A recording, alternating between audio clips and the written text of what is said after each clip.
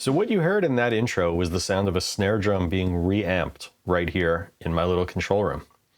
And this concept, well, I'm sure it goes back even further, but I became aware of it from Soundgarden's Superunknown. And Brendan O'Brien did a very similar process to augment the original tracks.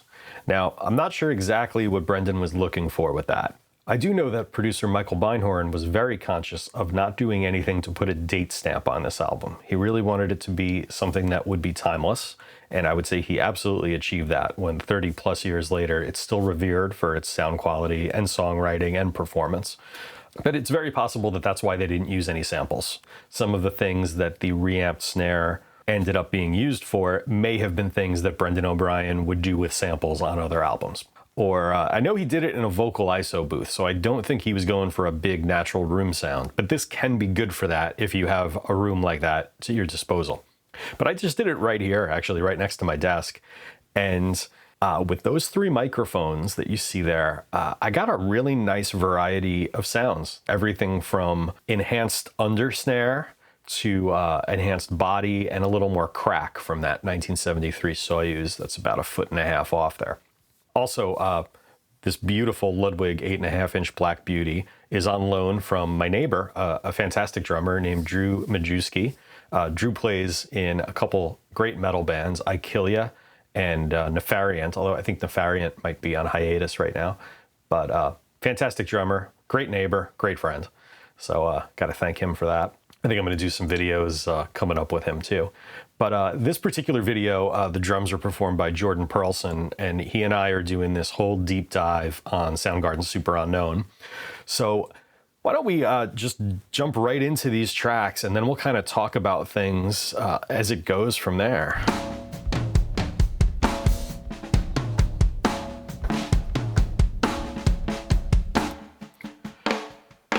So that's our main snare. 57 on top, 451 on top, and a MicTech mic on the bottom. But this is the snare that I sent out into that Auratone speaker, and here's the result.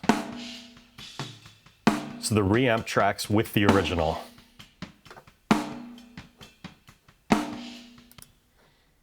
Reamp by itself.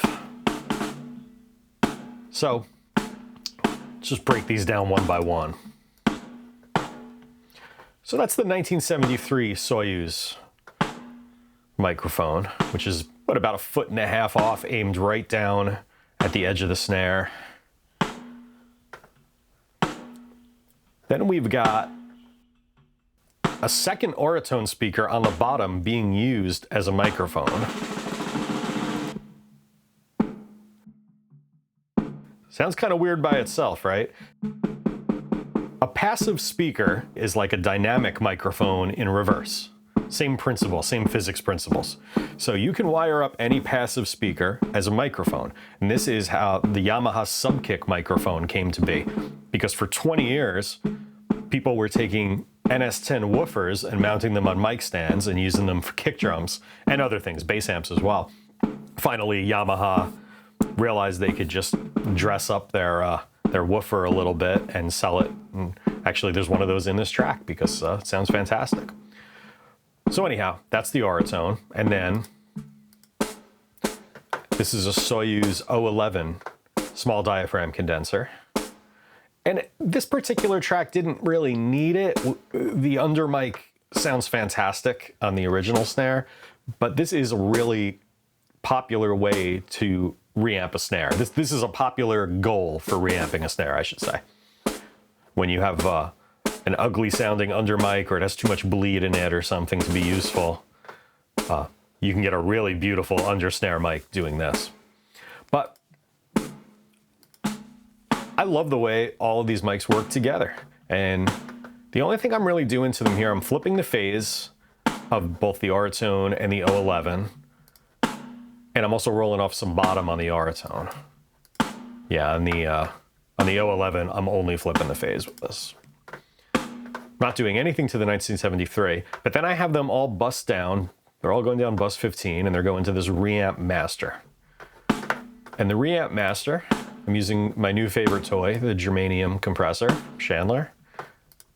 That's without it.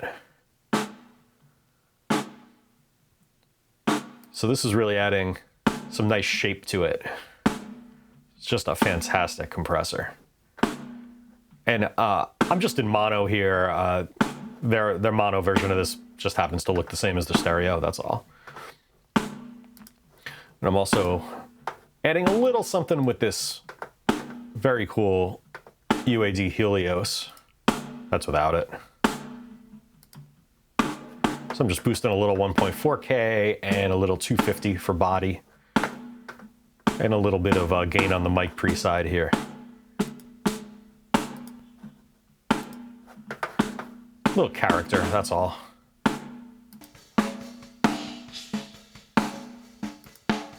Original snare by itself.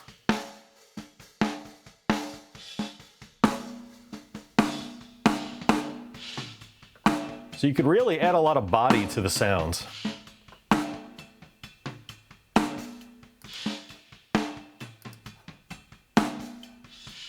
And we've also got our kick snare parallel bus here.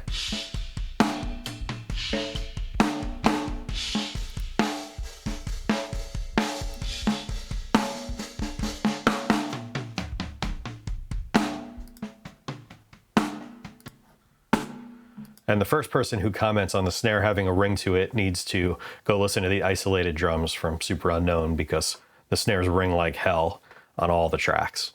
But yeah, I wanted to show the potential for this and how useful it can be. And it's so easy to do. I mean, really, just mess around and have some fun. Any studio should have a snare drum handy that you can mess around with. And the Auratones, I mean, you can get a pair of these for like $100 maybe. I think that's about what I paid for them.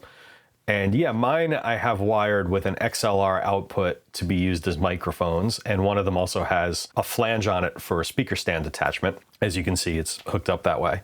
But I mean, none of that's anything crazy. I really just wanted to show you guys how cool this can be in lieu of using samples, which has become such a commonplace thing.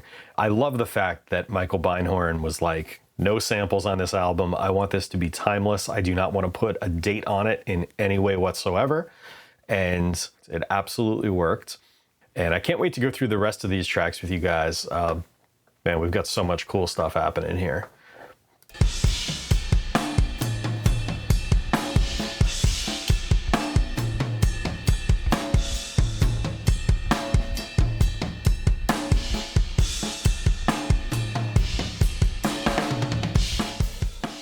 All right, that's enough of a tease for now. I think our full video on this will be coming up soon.